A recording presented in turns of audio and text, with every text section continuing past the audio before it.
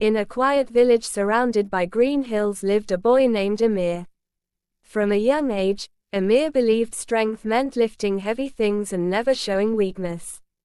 He often boasted about being the strongest in the village, and many admired his confidence. One summer, a severe drought struck. The river dried up, and the villagers had to fetch water from a spring far across the hills. The elders asked for volunteers to make the long journey. Amir stepped forward immediately. "I can carry the most water," he said proudly. "Leave it to me." The next morning, Amir set out with 2 large clay pots tied to a wooden pole across his shoulders.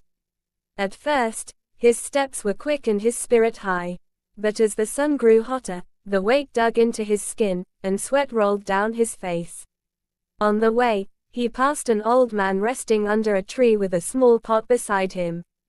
The man smiled and said, "Strength without patience is like a river without water, it looks powerful but is empty." Amir barely listened and pressed on. Hours later, he reached the spring, filled both pots to the brim, and began his return. But the rocky path was rough.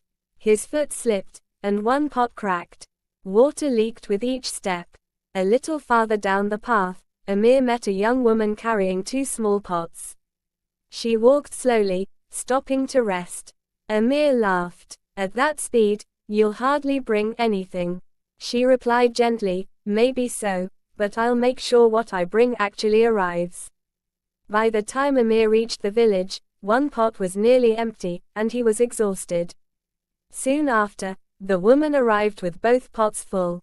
The villagers thanked her, and Amir felt a sting of embarrassment. That evening, Amir's father, a wise carpenter, sat beside him and said, "Real strength is not measured by how much you lift in one moment.